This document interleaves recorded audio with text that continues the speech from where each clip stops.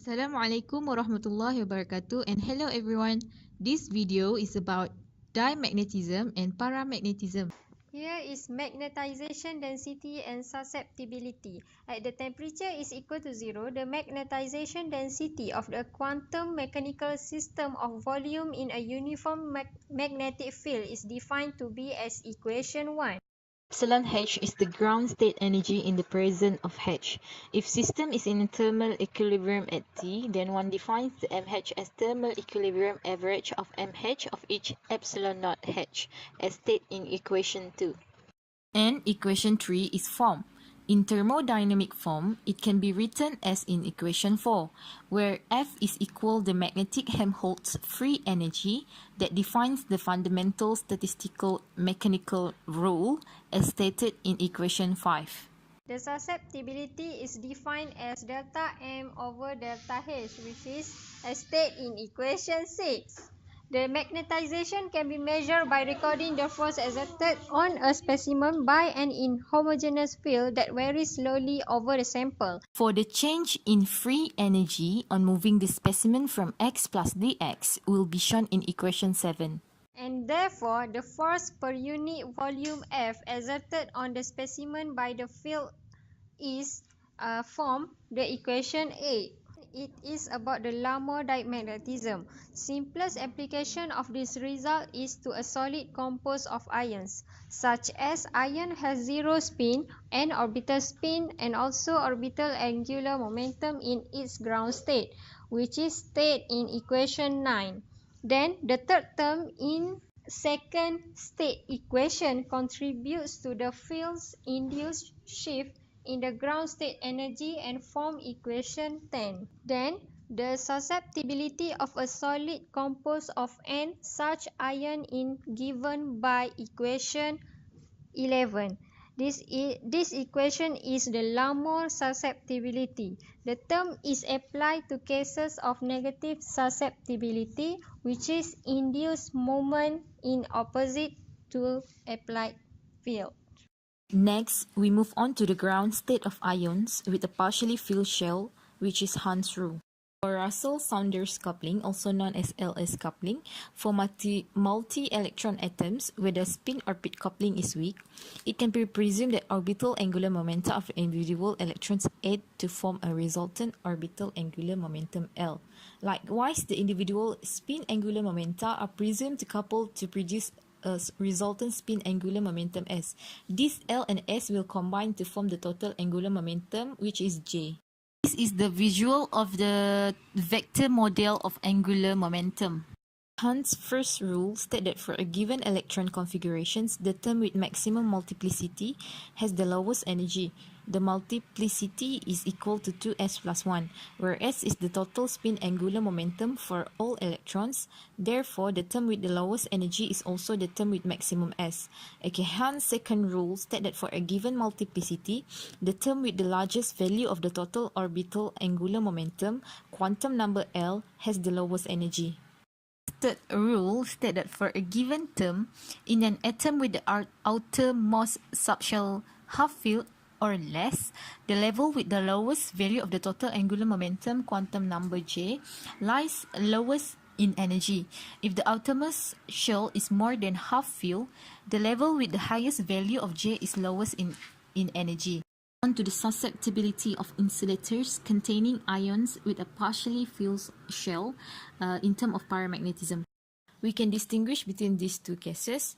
First, if the shell has J is equal to 0, the ground state is non-degenerate. For symmetry reasons, associate with J is equal to 0 states the linear term in the energy shift is 0. When the solid has atoms per unit volume, the susceptibility is given by in equation 16. We have both Larmor diamagnetisms and a term which goes like in equation 17, which causes the magnetic moments to align with the field. This is called Van Vleck paramagnetism. The second case is if the shell does not have J is equal to 0. The first term in the energy shift is dominant and the ground state is 2J plus 1 degenerate in the zero field. Wigner-Eckart theorem states that valid for cases where K2 is less than energy splitting between the ground state and first excited state resulting from the applications of the field, which is stated in equations 18.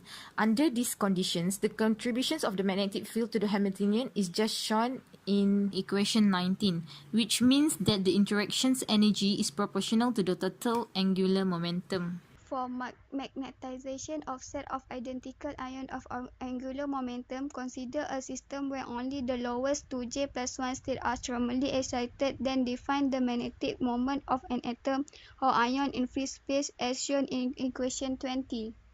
For Hamiltonian of the system in the magnetic field can be written as shown in equation 21. Then for the free energy is given by equation 22. Next, for the Curier's law, the expression of magnetic is shown in equation 23, where Bernoulli function is given by equation 24. Then for an atom with total angular momentum, there will be 2j plus 1 equally spaced energy level. The magnetization is shown as equation 25.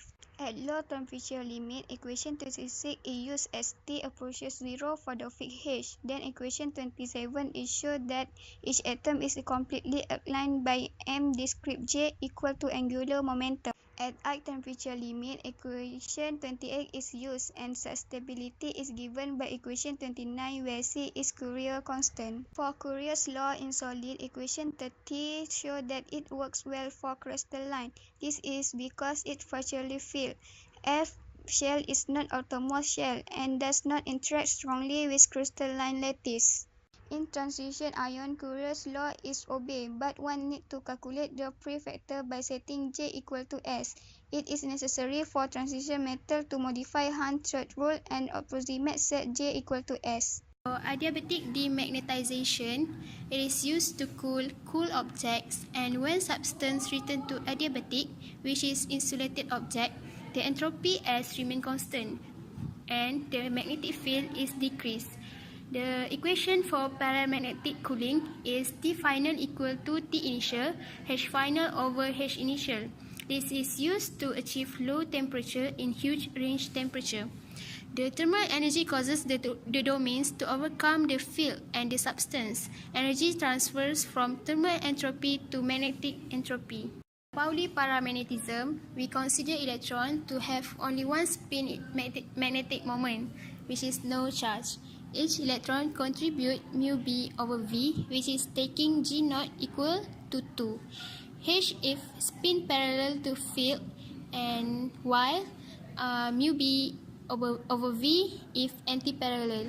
So the first diagram shows that when there is no field, and the second diagram that when external field is applied. Equation for n positive and n negative as shown as below, and the total magnetic moment we get is mu n positive minus n negative, where the B is Pauli paramagnetism.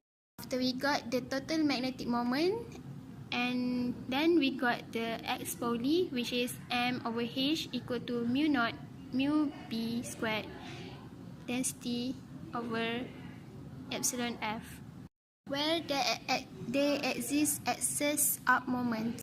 For conductions of electron diamagnetism, paramagnetic effect is arising from the coupling of the intrinsic spin of the electrons with the applied field H. Diamagnetic effects is arising from the coupling of the field to the orbital motions of the electrons. The Landau diamagnetic susceptibility has a simple relationship with the Pauli paramagnetic susceptibility as the equations in equation 34. Thus, in semiconductors, the electron Landau diamagnetism is completely dominates the Pauli spin paramagnetism and can be extracted by measuring the amount by which the susceptibility exceeds that of the undoped materials. For the measurement of polyparamagnetism by nuclear magnetic resonance, it is to distinguish the electron spin paramagnetic contribution to the susceptibility of a metal from the other sources of magnetization. Then, this field determining the frequency of the nuclear magnetic resonance is the field acting directly on the nucleus. The conduction electron have non-vanishing wave function at the ionic nuclei. If the conduction electron has no net paramagnetic moment, this coupling would yield no net shift in the nuclear resonance because electrons of all spin orientation would be found with equal probability at the nuclear position. So, at the conclusion, there is an electron moment leading to an effective field at the nucleus that is proportional to the conduction electron spin susceptibility. Thank you for watching and have a nice day. Bye!